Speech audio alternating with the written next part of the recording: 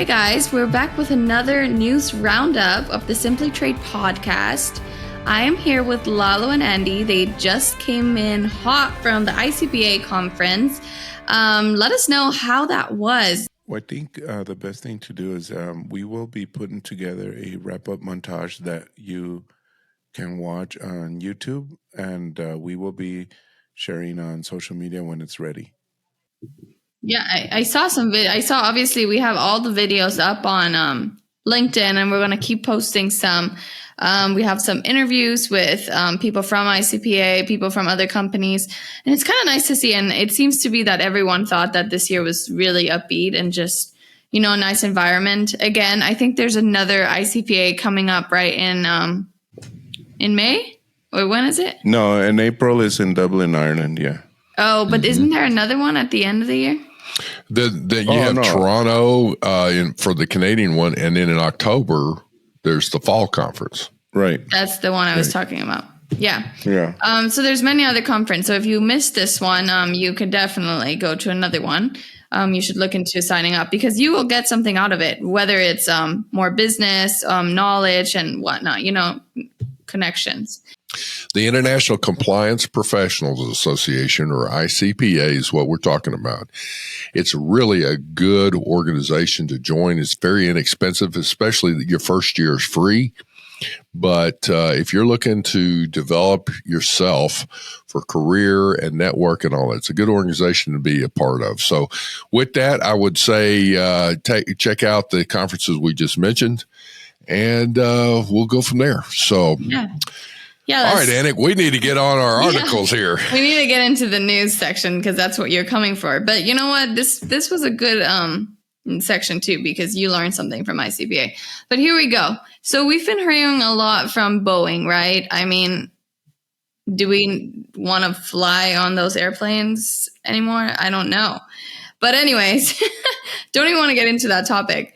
Boeing Company resolves export violations in $51 million in a settlement. So the United States Department of State has reached the settlement with them, and they're resolving 199 violations of Arms Export Control Act, AECA. That's the first time I had heard of that one. And the International Traffic in Arms Regulations, the ITAR, which we do have a class on that, so I know this one. And the violations involved unauthorized exports and retransfers of technical data to foreign person employees and contractors. This is kind of crazy because you don't hear of such big, you hear scandals and stuff, but I feel like this is a scandal that I've only heard of in like logistics news, but I didn't really hear on that, like in the news I would yet read daily, right? Like on social media, I haven't seen that. I only see that Boeing planes are falling apart, but you don't hear about this type of violation, which is crazy that they were able to do something like this. It's, this is one of those things that is really going to, so in this, the U.S. Department of State, or the state part, as we would say, is the one that's publishing this. And let me just read this quote here from a paragraph. It says, the administrative settlement between the Department of State and Boeing concluded pursuant to ITAR 128.11 addresses Boeing's unauthorized exports and retransfers of technical data. Now, listen to this, to who they transfer this data to foreign person employees and contractors. Folks, that is really important. These were employees of Boeing, but they were not U.S. citizens. They were, non-U.S. employees of, foreign person employees and contractors. There's the other one. Unauthorized exports of defense articles, including unauthorized exports of technical data, listen here, to the People's Republic of China. So other things that goes into that. But here's the thing. We've been talking about some of this stuff, and as you go through, and we're talking about where, you need to lock down certain things or who has access to your systems and all that. So here's the takeaway. This particular thing, there's probably more details in this. And basically this came back with a $51 million fine. Part of that was mitigated down to, if I'm not mistaken, 21 million, roughly, give or take a little bit, as long as Boeing agreed to use the other, let's say 30 million, to take steps to tighten up their flow of information and all that. So all said and done, basically, here's a multi-billion-dollar company. They're getting fined, 51 million, and some of it they have to use themselves to do some things. But folks, you need to look to see who has access to your databases, who has access to the information that's going out there. You may have a contract with folks and contractors that have access. You're bringing them into your fold there and whatnot, but you can't just assume arbitrarily this stuff can, everybody's going to do the right thing. There are laws and regulations in the U.S. against providing access to certain information to foreign nationals. So that's what is basically in this. And this happened, was about, around 2020? Did I see that, Lalo? I don't know if it was clear or not, but I know that we're talking about sharing information with foreign nationals, but I know that part is clear. We did say that, but I don't know if it's clear to everybody that it doesn't matter where that foreign national is. If that person is in China, Russia, Iran, or whatever, obviously you're not supposed to be sharing stuff with them. But even if they are in the United States and they work and live in the United States, but they are not U.S. citizens, you are still not supposed to be doing this. You're still not supposed to, because it's still considered an export. It's still considered sharing information with foreign nationals. And so, again, I don't know if that came through clearly, but that's one of the things that should be, I guess, noted. The other thing is that this kind of falls into place here at Global Training Center. We've been doing something very unique in the past, I would say 18 months, 2 years, and that when we do training, we don't just necessarily say that we're doing training just for the sake of learning a skill. It's not necessarily, of course, that's the benefit, the primary benefit. But in essence, what we like to do as we are providing training for our clients, it's giving them the understanding and knowing that they are or should be building a trade compliance culture within their company, and meaning the trade department should not, or the import-export compliance, whatever department, should not be operating as an island. In other words, it's not just them. We talk about this a lot on our podcast, a lot on the podcast, meaning that they should get other departments involved. They should always have buy-in from upper management, et cetera, et cetera. I'm not going to say everything because you all have heard that on these episodes. But the thing is that this applies very, very well to this situation. Had other departments known, engineering, for example, who knows who shared those plans? Who knows who shared that technical data? Who knows who shared that? Sure as heck was not the trade department, was not import-export, was not the customs compliance department. They're not the ones that are sharing it. They're the ones that are having to deal with it. And so the problem is that, and again, I don't know much about Boeing as far as their internal workings or anything, and it's obviously nothing that we would be having access to in the public. But do they have an internal trade compliance culture? Do they have this infrastructure built so that some checks and balances where somebody notifies somebody in case of there's a red flag that goes up, et cetera. So I'm just kind of restating a lot of the things that we talk about on the podcast and what we teach here at Global Training Center. In other words, make sure that you do have that culture in your company so that, again, you are not that person who is cleaning up this mess at the end, and that's surely what happened with the people here at Boeing. They're cleaning up that mess here now that it happened. So that's all I really needed to say. Moving on. So we've talked about AI a couple of times on this podcast. It's evolving. I'm sure you've seen maybe companies at ICPA that work with technology, AI, and whatnot. Very interesting. But they're saying that navigating the digital transformation challenges in consumer products and logistics industries. So meaning that consumer products, retail, and logistics industries are facing challenges in digitalization, and they lag behind other sectors, posing issues in pursuing solutions driven by artificial intelligence. Let me give you some points here. 59% of consumer goods and logistics companies see a lack of digitization as a major challenge for their business. 59, that's more than half.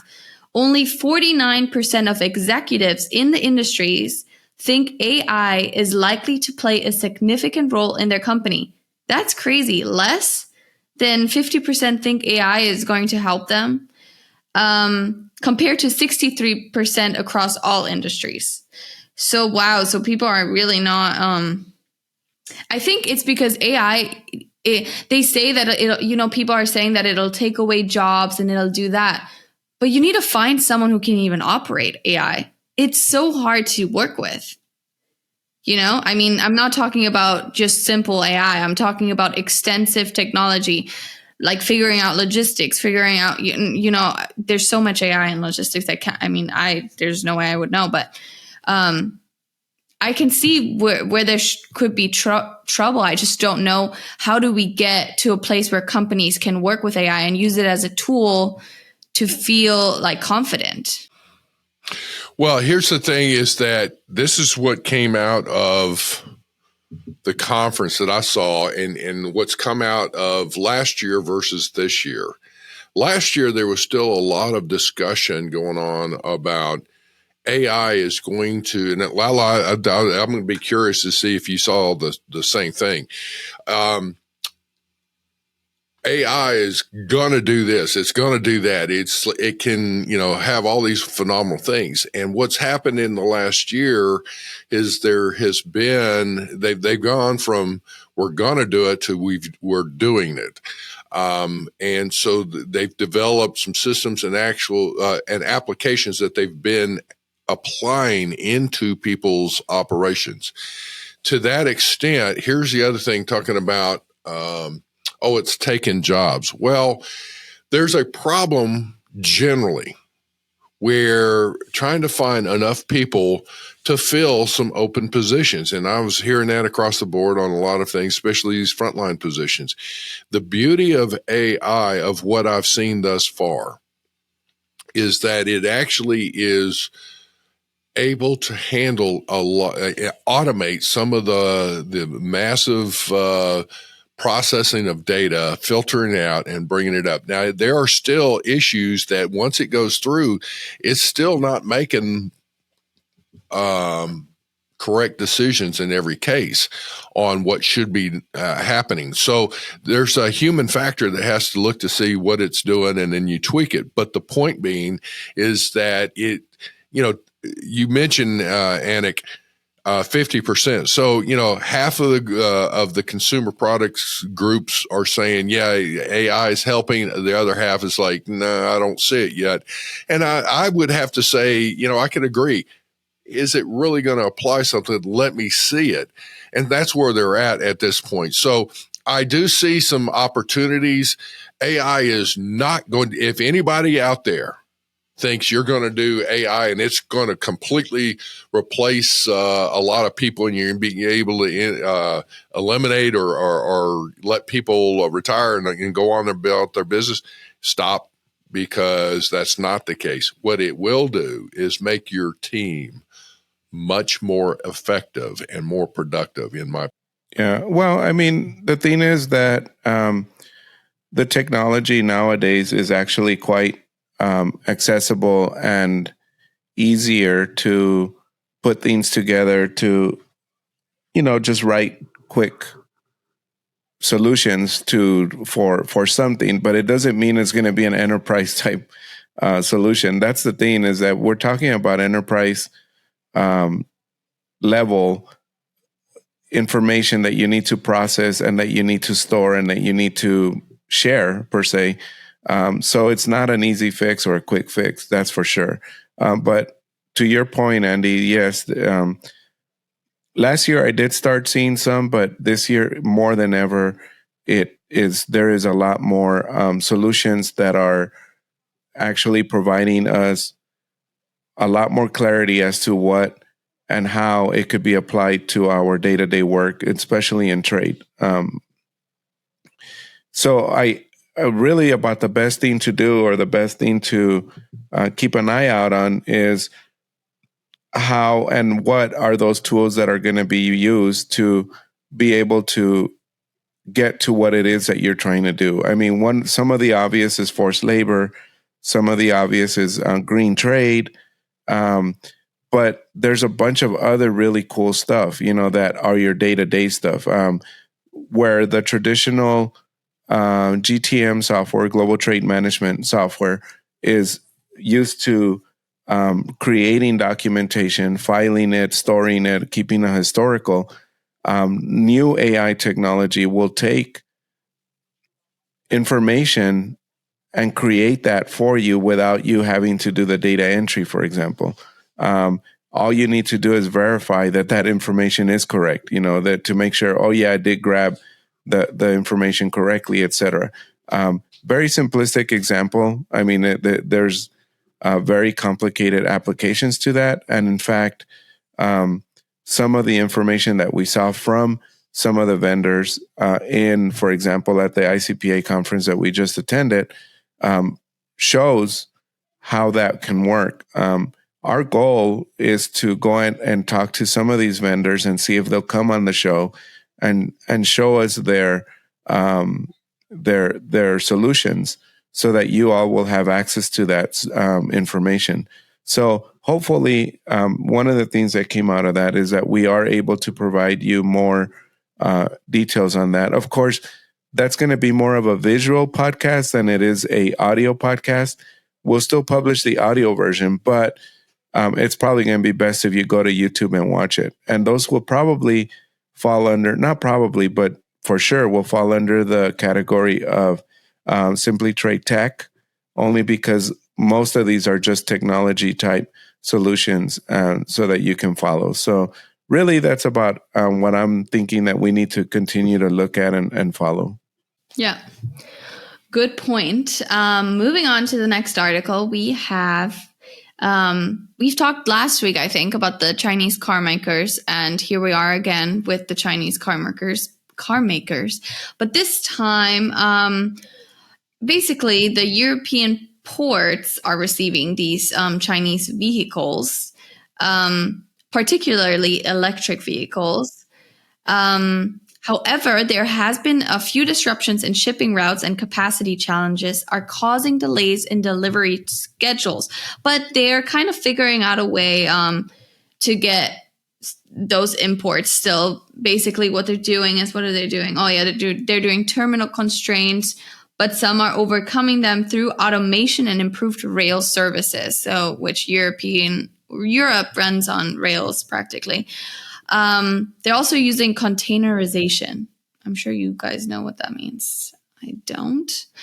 But yeah, but from that topic, so that they're receiving so many Chinese cars, my question was kind of coming back to the United States and saying, how does that affect us in the United States? It's a major player into the EV market in Europe that the U.S. has to compete with. But quite frankly, I'm not so sure that the U.S. automakers are as strong. Maybe they are. I'm just not as aware of it in the EV market as there are a lot, especially in Germany.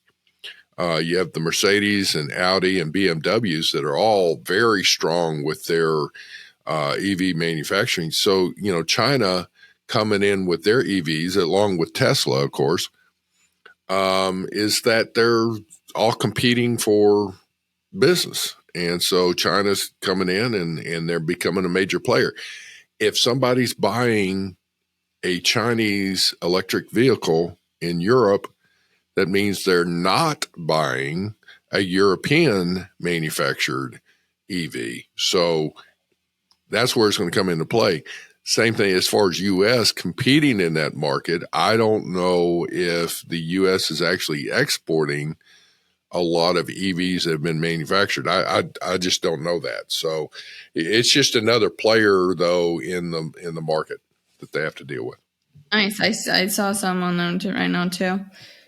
But I guess, this was just a small article that I found interesting, and I just wanted to kind of touch on it because we've talked about it a lot in the past weeks. But moving on, this is not like an article we can like fully discuss, I would say. But we did see this one. This has been for a long time, but it's talking about the customs broker continuing education, and because something went into effect. I think it was July 24th. I'm not sure when it did, but it was about the continuing education for customs broker, if I'm saying this correct.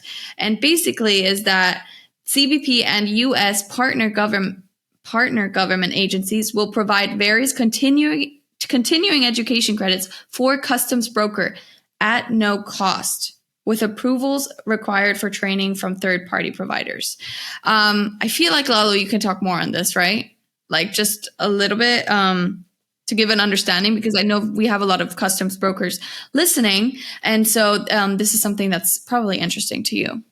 Well, the problem is that the continuing education is now a requirement by CBP and the government for brokers to have. And again, we've talked about this a little bit, and we're going to have Cynthia from the NEI, the NCBFAA Education Institute, also known as NEI, come on the show when that is made formal. And I say that because although the law has been passed, the everything is there, there is no definition as to how exactly that's going to happen.